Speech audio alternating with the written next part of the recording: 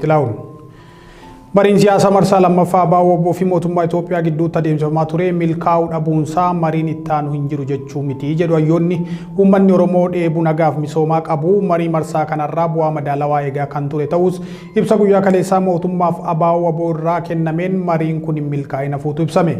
Mariin siyaasaa kun itti fufuu fi itti fufuu dhabuusaa ilaalchisee garuu gama lamaan irraayyuu wanti ibsamen turre gabaasa qophaa'ee Yaasiin Asantuu dubbisa. Oromiyaa waggoottan afran darban keessatti dirree waraanaa taatee rakkoo nageenyaa walitti fufaa fi adda cituu hojii misoomaatiif saaxilamtee jirti. Bakkaa bakkatti mootummaan qabata waraana bilisummaa Oromoo haleeluu jedhuun haleellaa diroonii fi xayyaaraa uummata nagaa irratti yoo raawwatu, bakkaa bakkatti ammoo maqaa deeggartoota waraana bilisummaa Oromoo jedhuun yaa'ii abbootii gadaa dabalatee ajjeechaan suukanneessaan hawaasa nagaa irratti raawwatamaa tureera.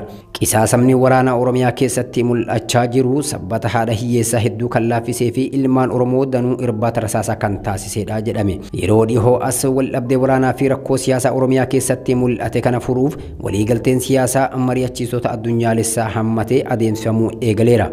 Uummatni Oromoos marii siyaasaa kanarraa abdii akka qabuu fi milkaa'ina marichaaf hawwii guddaa qabaachuu karaa garaagaraatiin ibsataa tureera. Mariin kun yeroo lammaffaaf namoota siyaasaa gareewwan lameen irraa walitti dhufan kan hirmaachise ta'us akkaatuma marii marsaa duraa sanatti ammas yeroo lammaffaaf utuu hin milkaa'in hafuusaatu himame. Marii marsaa lammaffaa kun gufachuunsaa ilaalchisee yaadonni adda addaa qaamolee hawaasaa fi mootummaa irraa dhaga'amaa jiru.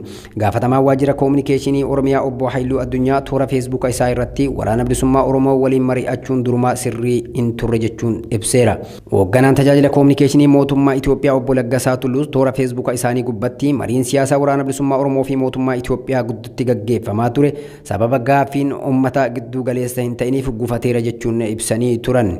Haaluma wal fakkaatuun ABO's toora marsaa hawaasummaa gubbatti ibsa barreeffamaan kennaniin araarri yaadamee ture sababa mootummaan fedhii nageenya buusuu hin qabneef gufateera jedhe. Deetaa ministeera nageenya Itoophiyaa kan ta'an obbo Taayyee Danda'a immoo haala qondaaltota mootummaa biroo irraa adda ta'een araarri kun gufate sababa qaamoleen mootummaa keessaa nagaa buusuuf fedhii hin qabne jiraniif ta'uu akeekan. Dubbiin gamaa fi gamanaa kun burjaajii siyaasaa Oromoo keessatti uumame daran hammeessuu mala jechuun xiinxaltoota garaa garaa yaada kennaniin rogeeyyiin siyaasaa abdii uummatni araaricharraa qabatee ture gufachuusaa eegee siyaasaa biyyattiif ammas sodaa uumuu mala jedhan. Pireezidaantii Yuunivarsiitii Wallaggaa Dr. Hasan Yuusuf toora marsaa hawaasummaa isaanii gubbatti akka barreessanitti araarri marsaa lammaffaa gufate jechuun araarri marsaa sadaffaa hin jiru jechuu waan hin taaneef ammas abdiin ni jira jechuun barreessaniiru. Siyaasni Oromoo gareewwan siyaasaa gurguddoo lamaan kana gidduutti adeemsifamaa jiru wal waraansarraa gara gaaddisaatti dhufee Oromiyaa gara misoomaa fi tasgabbiitti inni ceessa jedhamuun